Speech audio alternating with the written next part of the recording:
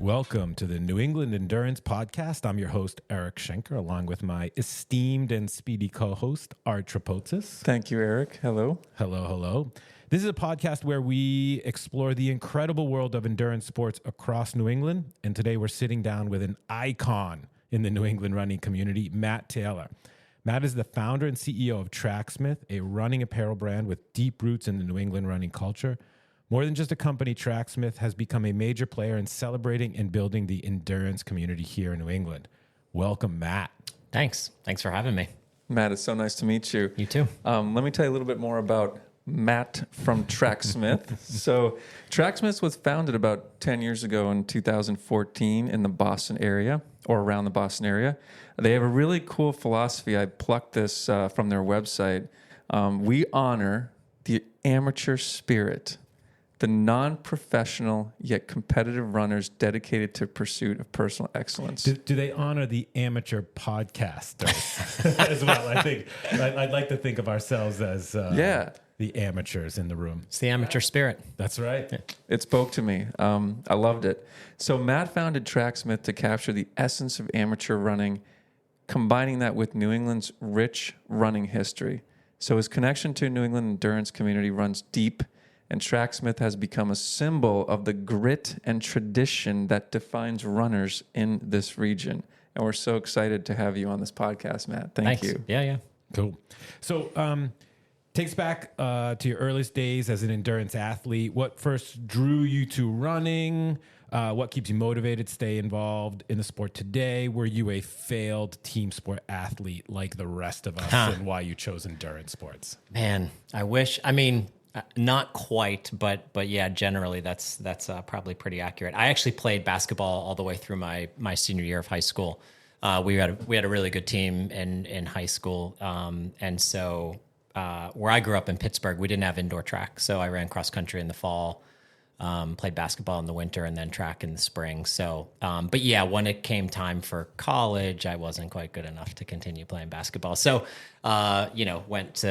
went to full-time running at that point, running indoor track as well all the way through college. But I found running probably like freshman year of high school, probably the classic example that I was generally the fastest kid on all my teams, whether that was soccer, baseball, or basketball. And, got to the point where a coach said, hey, why don't you come out for, cross-country team? And I fell in love with running immediately. And I think what I enjoyed, at least through high school, was having the kind of the complement of team sport and individual sports. So still playing basketball, I love team sports. I love the idea of basketball, 5 people sort of working together to achieve the same goal. But at the same time, cross country and maybe track even more so, it's a much stronger individual component to that. And, I hate to say I hate to suffer, but I really enjoy the process of trying to get faster. I enjoy the pain, but I know that,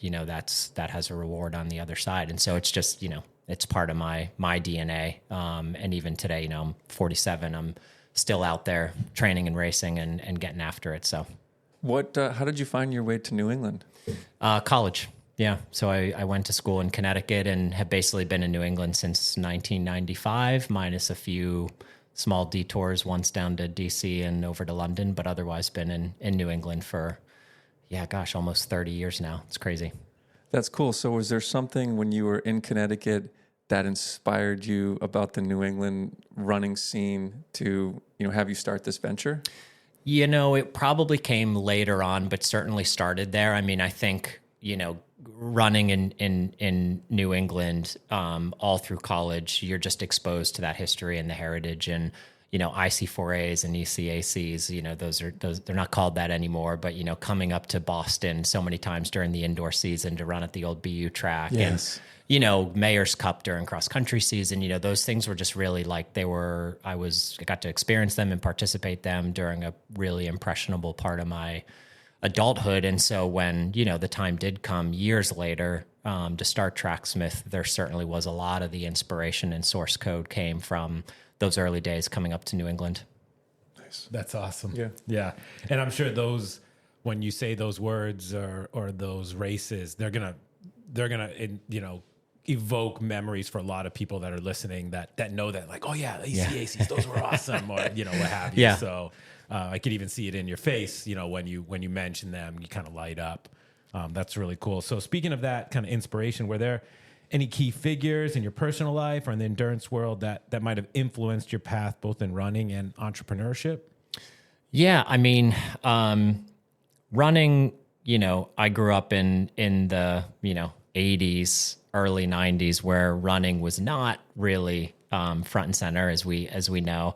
Actually was looking at some old Sports Illustrateds the other day, and, the number of runners that were on the covers in the 50s through the 70s, and then you see that really tail off into the 80s and 90s. And so, growing up, there really weren't, like high school and college even, like I didn't really have runners as role models the way I did basketball players, football players, baseball players. I had posters on my wall as a kid, and every sport represented except running, because it just didn't really exist.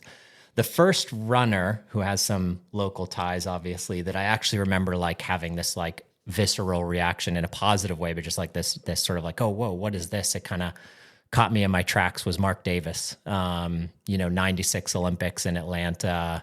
I remember, I want to say it was Runner's World, did a profile of him. I believe he was either still at Arizona or just coming out of Arizona. And, he had the tattoos, and he was like, whoa, this is not what I think of when I think of a distance runner. And so he was really one of the first athletes that I like kind of was like, oh, this is interesting. And probably sucked me into the sport a bit more. But then when you look at the history, I mean, I've gotten to know Bill Rogers, relatively well, and what an incredible person and athlete, and to like dive into his backstory and learn about what it was like back in those days, and and then him also having his own apparel line and having his own retail stores, in Cleveland Circle and then in Faneuil Hall. Those stories are great, and it's really, to be honest, a bit of a shame that some of that history hasn't been carried forward probably as well as it should have. And again, if it was another sport, we'd probably all be talking about those athletes. And so there's a few along the way, but yeah. I got to jump in because what you said is really interesting, and I didn't realize the impact of this dinner that I was at last night. And at this dinner, there are a bunch of runners. The kids are runners, and one of the daughter, I think she's a sophomore in high school, and she was talking about college athletes that inspire her and other high schoolers that inspire her, and that's just from social media. So you think about how that has changed, that the people that she was talking about at dinner were not the Olympians or things like that, but they were actually kids from the local college or high school community that she was inspired by. Yeah. So it's a pretty wild, like, I don't think it impacted me last night when we were at dinner, and now hearing you talk about it, that your inspiration was somebody that was on the cover of Runner's World, where now a younger high schooler or middle schooler is inspired by another high schooler in the local community. Yeah. It's kind of an interesting. Yeah, I mean, they're not even picking up magazines. These kids these days. No. Yeah. No. So.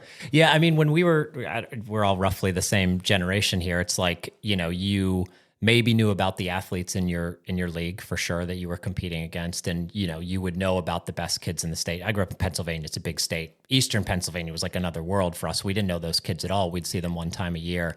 Maybe you'd get the Harrier in the mail, and on the back it would have the top 25 rankings. It was mostly Texas and California schools, whatever. And today that's totally changed. And to your point, these kids, like, I think like Newbury Park is a good example. In our generation, they would have just been a team from California. And now those kids are like, they're mini celebrities within the high school, and college running world because of social media, because of all of these things. It makes it a lot easier for people to find and discover and follow athletes and teams now. So hopefully be inspired. Exactly. Yeah. Yeah. What led you to start Tracksmith? I mean, classic, I guess entrepreneurial answers, just sort of like struggling personally to find a brand that I really resonated with and product that I really wanted to wear. And, I've been involved in the sport for so long and in so many different capacities as a competitor and a participant and working in the industry and working at other brands. And so, I just got to that point in my life where I was ready to and able to take another risk and try to start a company. And so I really felt that there was, a bit of a white space and an opportunity to, create a brand that, we started with men's apparel strategically because it was the kind of easiest entry point into the market. But obviously the vision was much, much grander than just men's apparel. But so there was really sort of a couple components that I thought if I could combine them together, we'd be able to create something pretty distinct in a relatively short period of time. Yeah, when I think of Tracksmith, it's this hip, cool brand, right? And now it feels like there's something beyond just the apparel piece of it. There's a movement happening. When did you have that sort of aha moment that was occurring beyond just the apparel piece? Yeah, I mean, it's interesting. From the very beginning, we were active in the local community. When we started, we were tiny, but we started basically, we had a small office right at the halfway point of the Boston Marathon in Wellesley. And so that's where we started. And we did every month, we did half on the half. So we did half marathon halfway through the month. And, the first one, 7 people showed up and then 12 and 15. And it just kind of like grew and grew and grew. And, today we'll get, 100, 200, if it's getting close to Boston, 300-400 people show up on a Sunday morning. No. Yeah. At the track house in Boston. So, that's always been, part of our strategy. I mean, running it's such a, you think about other, apparel brands and other categories and other spaces.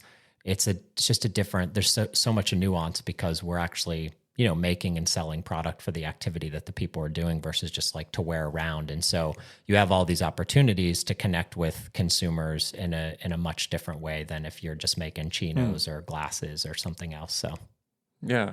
I mean, is there a club involved here as well? Tracksmith Club? Yeah.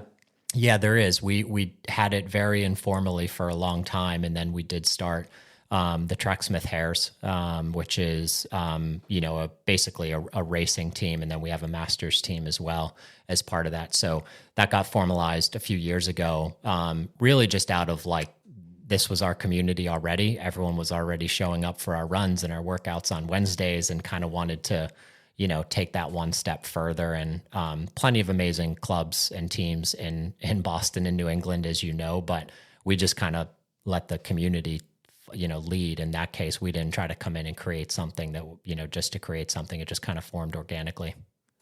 So when you say racing and masters team, are the masters team also racing? Yeah. Sorry. Racing team, and then there's the young kids, and then us masters. Yeah. Oh, God. Okay. We're all racing. It's just at different paces, I guess. But yeah.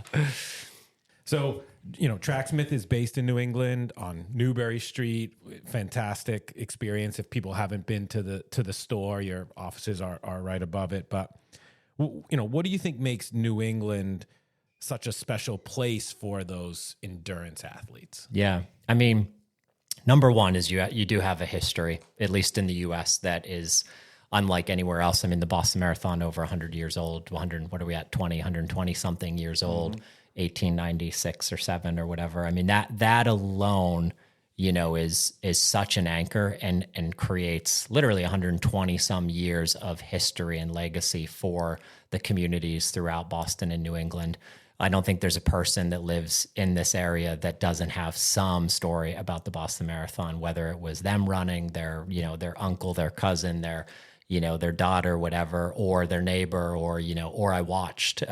We always watch at this point on the course. No one in the family runs, but we just, every Patriots Day, we're out there with our picnic blanket and watching the race. So that's really special. And I think it starts from that.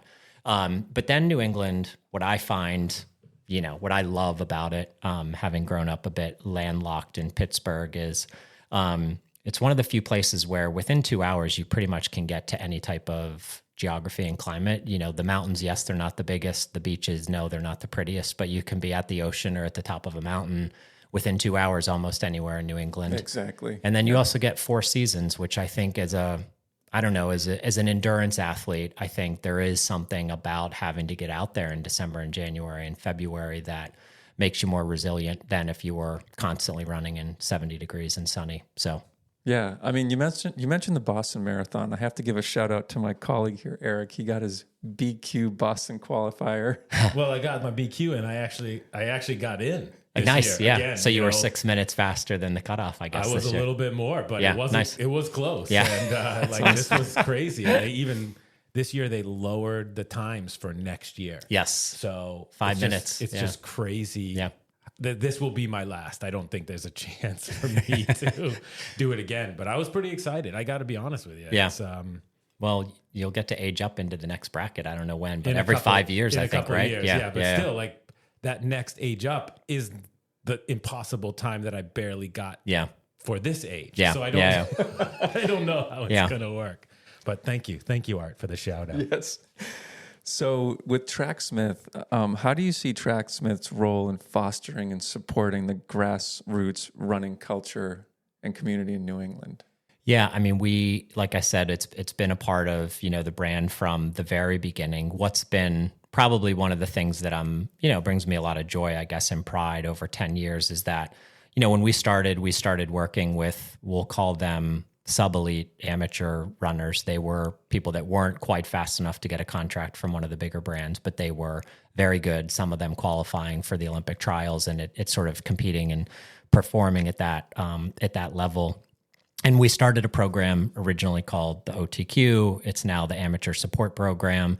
It started in the marathon. It's evolved to also include track and field, but basically we're providing a little bit of support for those athletes who are still trying to get after it and haven't quite made that jump. And what's amazing about it is that some of the athletes do go on to make the Olympic team. We've had 5 Olympians this year. Last Olympics, we had another 5 athletes make the Olympics from the program.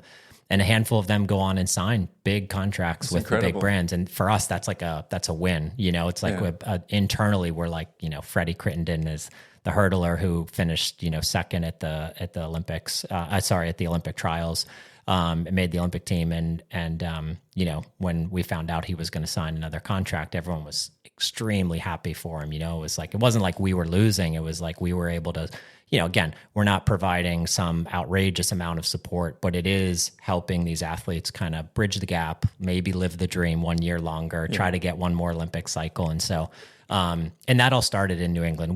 The program is national, actually global. We have some even international athletes now, but we started with a lot of athletes locally here in New England. So do folks apply to this program if you're in college or post-collegiate? Yeah, typically. Yeah, we have a application period each year, and so yeah. All right, I won't be applying. I mean, you can apply. Yeah. So, are there any? You talked a little bit about the individual athletes, but are there any other little lesser known stories about local races or clubs that Tracksmith have worked with that might be interesting to the group? Yeah, I mean, just a few things. Like we early in my days at Tracksmith, I was fortunate to meet George Dole. George Dole was in the race with Bannister. So he finished 6th in that race. He was a Yale undergrad, but was studying at Oxford and Cambridge. And so ran in that race, lives in Maine. And, we were able to kind of tell his story, before he passed. And we wrote an article back then we had a sort of a broadsheet magazine thing called Meter. And, we're able to tell his story. He still had the shorts that he ran that race in, which he lent to me for a period of time. And we kind of use that as inspiration for one of the shorts that's in our line now. And today we still support, they have a race for him now in Freiburg, Maine called the Dole 3 Miler. And his granddaughter, she didn't win, but granddaughter was one of the podium finishers this year. And so anyway, it's like little, connections like that. Again, this guy ran in probably the most famous running race that anyone, like if you were to ask people, non-runners, the Bannister sub 4 is up there as like something they would, remember. So it's kind of cool to have that connection to such a, important piece of history. The other thing in Freiburg, Maine. Yeah, exactly. Yeah. Very cool. Yeah. What time of year is that? It just happened. It's in the summer. Yeah. It's so in the summer. Okay. I forget exactly what month, but just happened. I think last week was the Freiburg Fair. So it'd be, which, brings a lot of people. It would have been funny to see that juxtaposition it's before that, of but people at the fair and people running. Exactly. Yeah. And then, I don't know, we've done some other things. There was a famous relay race called Plymouth-to-Provincetown, and it was a relay race that would go from Plymouth, Mass, all the way up the Cape to P-Town, and it stopped, I forget, in the 80s or 90s. But again, we found some people who had run it, found a little bit of the history and backstory, and kind of like recreated it with a team of people who went and ran it, and we kind of made custom, unique kits for each of the 4 legs. And so it's mining that like history that's here and trying to find those things that are, everyone knows a Boston Marathon, even a Falmouth, people know those races, Beach to Beacon. But it's those, some of those races or people that kind of have been forgotten a little bit. That's also really fun to kind of dig back into the archives. Well, those are really cool. Those are the little gems that we look for. As you're talking, I'm thinking about, wow, how could I apply that to, a cycling sort of adventure in New England? But I'm not sure. But that's really cool that you're digging into the past and recreating that. I want to ask another question. Put on your visionary hat. Yeah. Okay. So you just mentioned the qualifiers were like 6 or 7 minutes faster. Where do you see the trend in, we can say New England, but just running in general, as an endurance sport? Do you see growth? Do you see folks doing more things with training plans, or what are you seeing? Yeah, it's certainly changed a lot. COVID certainly helped that. I think the super shoes certainly helped that. I would have What's the super shoes? The carbon plated, racing shoes for mostly marathon, but any sort of road race. And I'm not familiar with that. Okay. There's also spikes. I can't tell if you're pulling my leg or I you're serious. not. He's come from the cycling side. What is a carbon? It's like the equivalent of aero in cycling. It's like, how can we get faster? And so they made these shoes that have they basically use carbon plates and super foams, and definitely makes you run faster. 100% works. And so I would have said, I don't know your opinion, but like the marathon almost felt dated, old, dead in like 2018, 19, 20. Then the super shoes come along, and all of a sudden everyone's running 2, 3, 4, 5 minutes faster. And it kind of like, I don't know, that combined with the World Marathon majors becoming these like bucket list items for hundreds of thousands, if not millions of runners around the world, right? So I feel like the marathon has been rejuvenated. There's like a resurgence, I think, around it because of those factors at play. Unfortunately. Yeah. Which makes it harder and harder to qualify. I'm just exactly. saying. No, So exactly. It's Yeah. crazy. Yeah. It's just crazy how fast the times are. London had 850,000 people apply for the London Marathon this year, which is the largest they ever had was probably half that previously. I mean, it's just... Wait, 850,000 people applied for the London Marathon? Yeah. And they'll take 50,000, so 800,000 people aren't going to be able to run the race. Yeah. It's crazy. It's crazy. Is that also is that a similar sort of standard that Boston sets, or is that not quite? It can't be, right? No, it's mostly lottery. Yeah. There are things like Good for Age or your local club, some other things that can get you in. London also raises, I believe, the most money through charity. So there's also a huge charity component to London. It's one of the largest fundraising events in the world. But yeah, Boston is still, that's why Boston is Boston, because it still is the only kind of really, there are other races that have qualifying standards, but of the big ones that people know, it's still the one kind of keeping that alive. So there's also a trend, Art, which I think is really interesting, which is the run club now as a social or almost singles environment too, which is just creating a whole other generation of people that are out there running, from the bar scene. Yeah. To it now being a running scene. And you see some of these run clubs. I think the one I always see is in New York City, where if you show up and you're wearing black, you're single, and if you show up and you're wearing white, you're in a relationship, and it's all people wearing black. Yeah. It's like this huge club. Yeah. And I just think running is cool. Yeah. Right now. I mean, that's for me, at least what I saw from my side of the industry, and maybe, I don't know what you're seeing as well. Do you think Tracksmith is leading or influencing any of this coolness or increased activity in running? I don't know. I mean, I certainly think over 10 years we have shifted the direction slightly in certain areas. I think we've given other brands permission to do things that they used to be scared of doing. The best example I can give is, in 2015, we wanted to be at the Boston Marathon. We had launched in 2014. We're getting close to April 2015, and we were talking to the folks that run the expo for the Boston Marathon. And we were like, God, I just don't know if I want to be in that expo environment. We're this new brand. We had ideas around how we want to present ourselves and how we bring the brand to life. And so we ended up finding this space on Newbury Street, and it's actually where we are today. It's our office today. We took it for a week back then. Did our pop-up. Pop-ups today are ubiquitous. Everyone's like, oh yeah, pop-up. But back then, no one was doing pop-ups. Yeah. And that's not true. Not no one, but in running, no one was doing pop-ups. And I still remember it was very, very pivotal moment for us, I think, in our journey, in that, it wasn't a huge amount of people that came through the door. We probably did 30, 40 grand that weekend, which is a fraction of what we do today during Boston Marathon. But it was amazing to see the people come through and how they interacted with the product, how they interacted with the brand, with our staff. You also, as the weekend went by, you'd see 5 people come in all wearing the same Brooks shoe, and then a little later, 6 people come in all wearing the same ASICS shoe. So the other brands were, come in to check it out.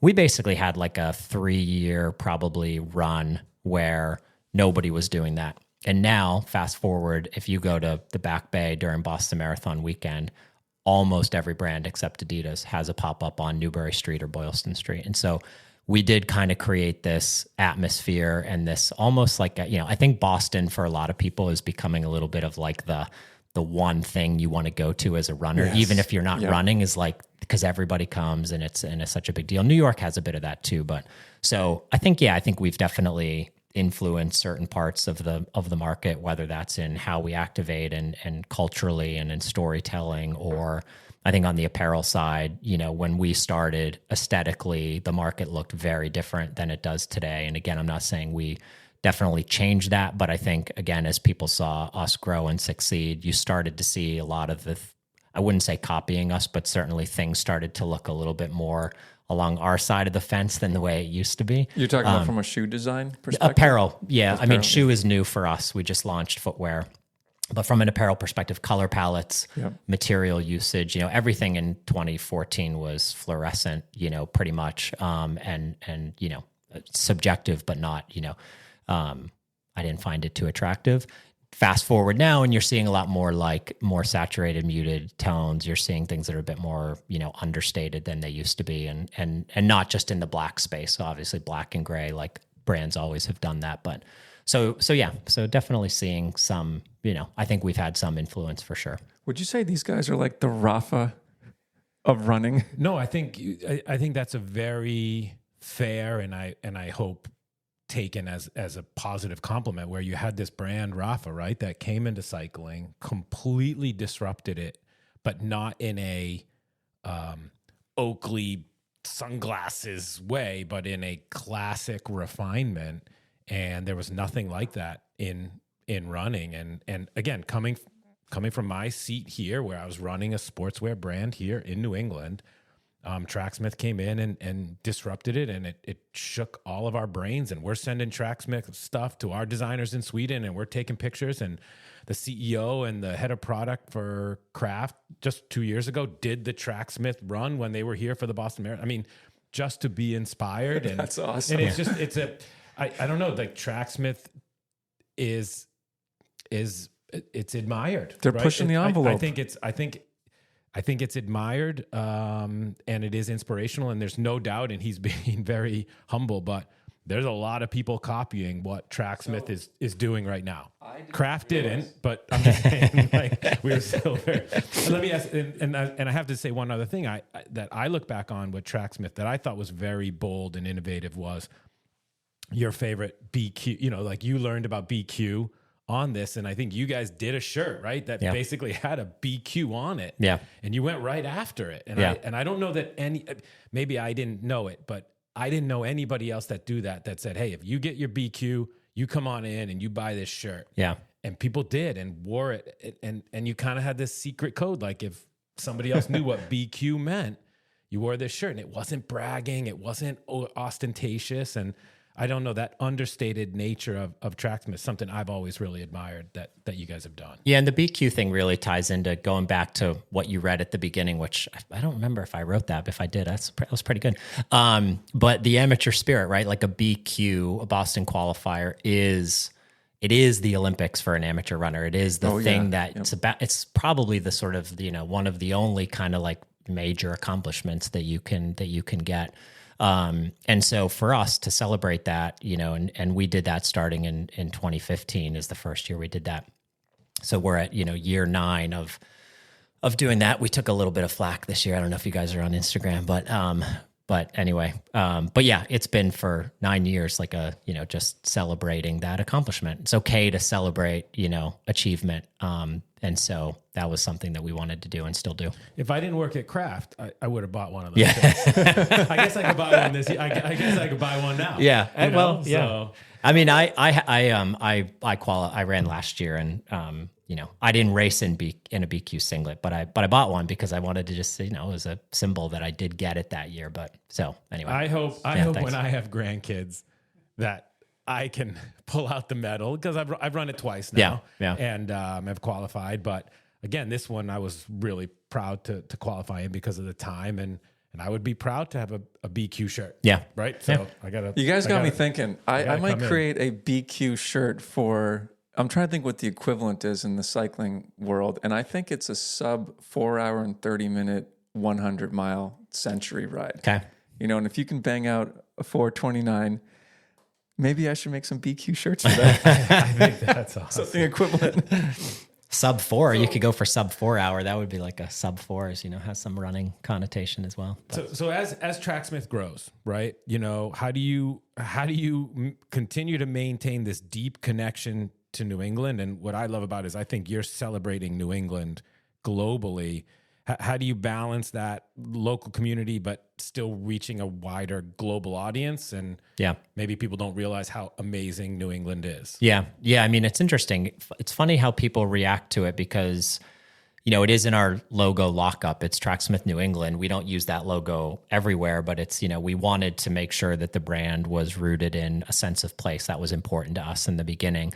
But the nice thing about brand elements is you can dial them up or down as needed. And so, as we've grown and expanded, sometimes people will say, oh, New England, that's a little bit limiting. But on the other side of it, when I think you kind of peel back just that veneer and you sort of dig deep into the stories we're telling, where inspiration for our product comes from, there's so much source code here that makes it like, I always use the analogy, like if you're going to buy, a surfboard, you're probably going to buy it from a brand that's in Southern California or Hawaii or somewhere. You're not going to buy it from like someone in Iowa, right? Because you want to know that like, oh, there's this history and this, it's sort of like from the place where the activity happens.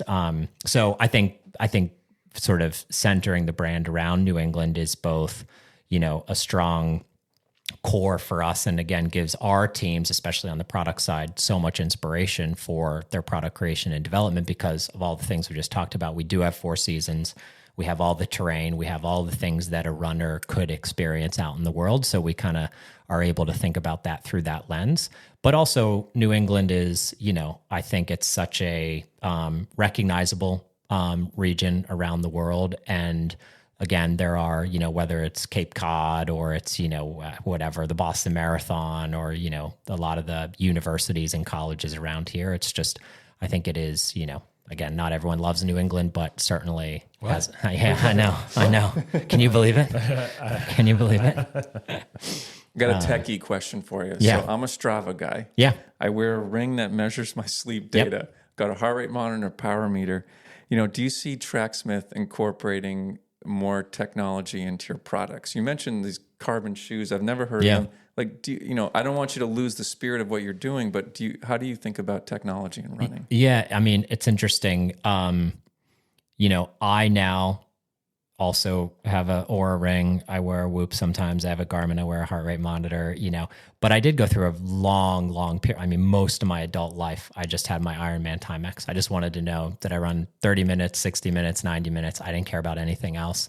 But when you start to dig into the data, it can be pretty interesting. I find that it's super helpful to kind of like get a baseline. And then once you kind of know what's happening, you don't really need the devices as much anymore. And you kind of know like, okay, I didn't have a great night of sleep or whatever. But Tracksmith definitely kind of like inspired a little bit more by like the lack of technology, like the blue collar getting out there and just running the miles and not worrying so much about like going by feel. And when we were developing the brand, there were 100 or more possible brand names, and they were everything was up for grabs back then. And one of them was actually running without music, because it was sort of the antithesis of everyone running with headphones in and with their phones in their hand or whatever. And as a purist, that always was like, that's so weird. And then fast forward, we lived in London for a little while, and I'm running in places I don't know.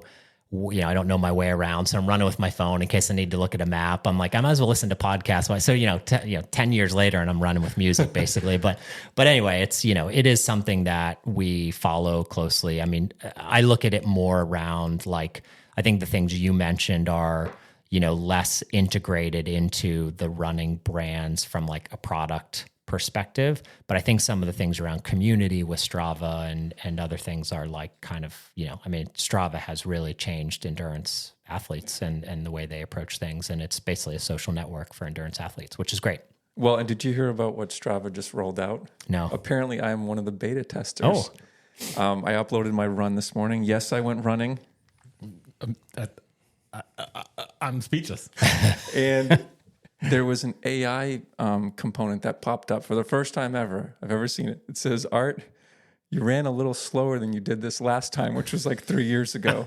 And it basically said like you're a beta tester for AI. And I don't want to tell me that Eric's dropping me on my next ride. You shouldn't ride with him anymore. But it's kind of scary. I don't know if you guys have seen that yet, but there's an AI component coming through Strava. Yeah, I knew that some of that was coming. There's actually a handful of AI coaching platforms out there now. And, the old coaching platforms were, here's your 8-week training program. And, week 4, you go to a wedding and you miss a few days, it doesn't adjust. And now basically the AI is reading every day what you're doing. Eric is a beta tester for one of those. So I've been using one really impressive called Svexa, which is Svexa. And I used it to train for the Boston Marathon. And I just thought it was amazing because all of those technologies that you're talking about goes into it. And it can tell you if maybe you need to back off a little bit, or I thought was more impressive, if you miss a workout, we're working, we're parents, right? Like we can't have this so regimented schedule that if we miss one thing and if you miss a workout, it automatically adjusts the next workout. Yeah. And that's cool. To me, that component of it was the game changer. For me, I did miss the having been coached also by a human that, hey, this is how I'm feeling, right? Like you sort of fill in I'm at a 7 out of 10 for this, or how'd you sleep, or how'd you eat? So I still missed that human, hey, this is what I'm going through right now. Yeah. But I was impressed with the AI, I have to admit. Yeah. It was something there. I think we're in the phase where like, it's obviously coming.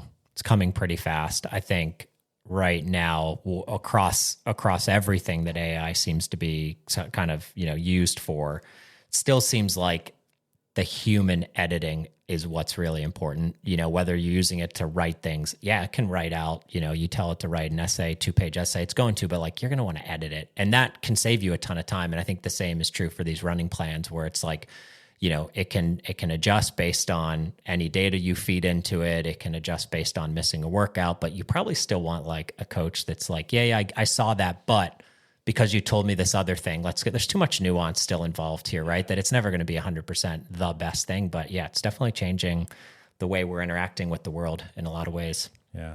So bringing it back to running in New England here for a second, you've mentioned and you've said it very eloquently, the diversity of the landscape for running.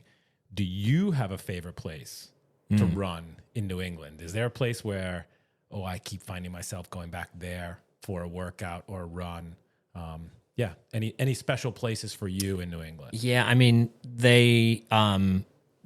they happen to be places that I go frequently. So it's like I'm not, I'd love to get up more to the Northeast Kingdom, for example, but I can't on a Saturday drive, 3 hours up there and go for a long run. But we've been on a lot of photo shoots all over New England, and that region's certainly great. I love the Cape. I mean, I run there a lot in the summertime. And it's, it's kind of out there. We're kind of out like Wellfleet area. It's hilly and it's wooded, and there's actually trails, but you can also get on the bike trail and stuff. So, I really enjoy running out there. Gosh, I don't know. I'm going beyond that. Like racing, I still love Franklin Park. The race I did recently that I really enjoyed was the Vermont Overland. So they started a trail race. It's like 14-ish miles. And that was just that was probably like the most beautiful yet grueling race I've ever done. It's a lot of up and down. And, he does such a great job creating these courses and stuff. So was it single tracky or? Part of it. So it was everything. You'd be on dirt roads, and then you'd cut through someone's farm, and then you'd be on single track, like more technical. And, it was a very Were like, you on diverse the course the same time as the cyclists? They do it separately. Oh, okay. Yeah, they do it separately. The running race is usually in June or July, I think. So I missed it this year. Actually, no, it's in May. Well, I'm glad you answered that, because you said that, because we have a question we'd like to ask folks about a hidden gem event. And it sounds like, the Overland race, I had no idea there was a running component to that. Yeah. Or a running event around the... So that's cool. Yeah, it's relatively You know new. where he didn't say? What? Was one of his favorite places to run? Connecticut? Connecticut.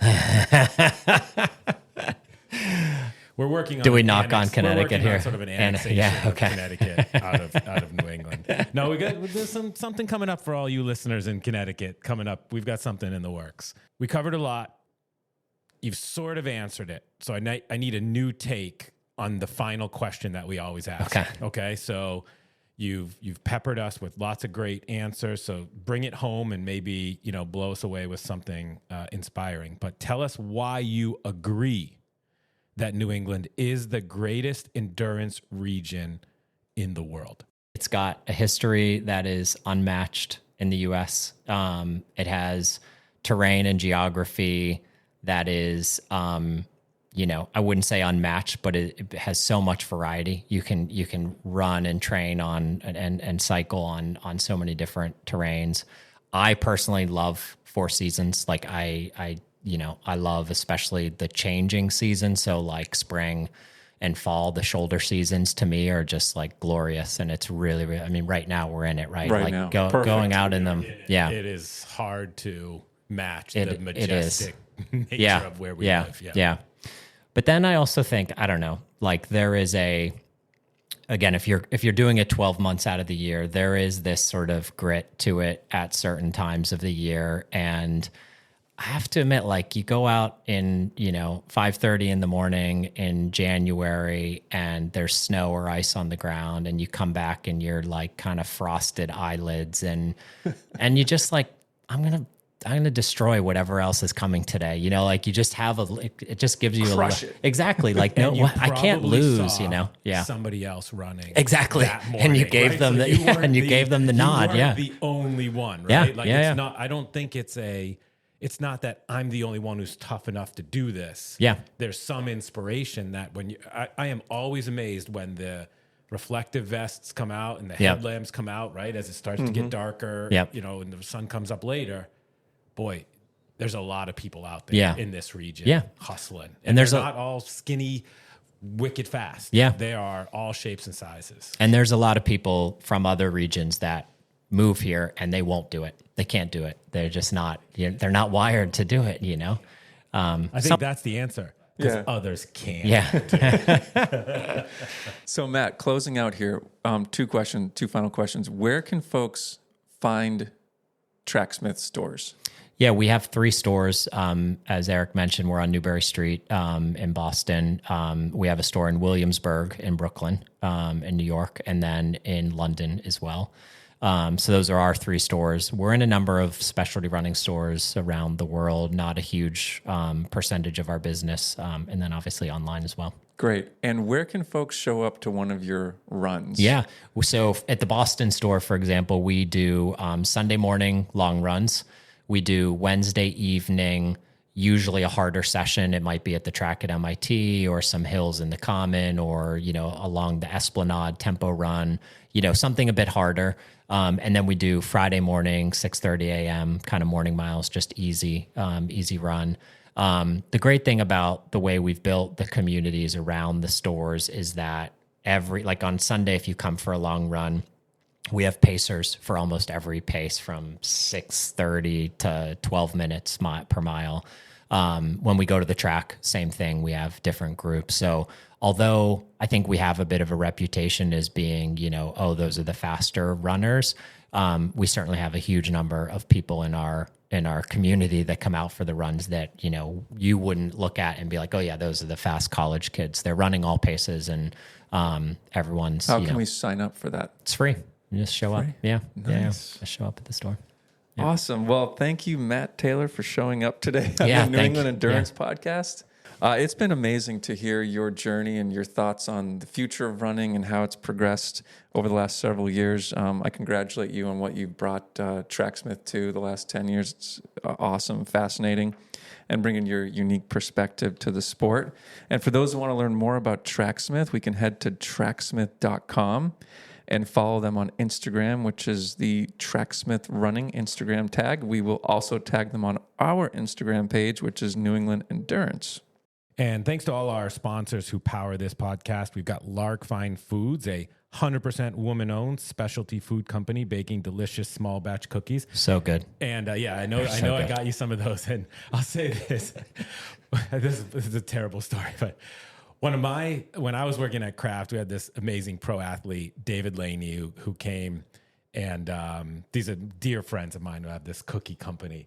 And I introduced David Laney to them, and they said to him, he's one of my sponsored athletes, and said, wow, you should be a Tracksmith model. So basically, I was like, what the hell?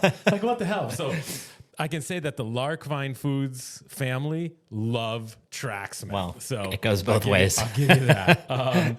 Also, The Everyday Athlete, a book about balancing work, family, and fitness, written by somebody who doesn't know anything about super shoes. And then also Kinetic, experience the brain-boosting benefits of ketones on demand with drinkkinetic.com. So until next time, get out there, rain, cold, sun, what have you, and explore the beautiful terrain of New England.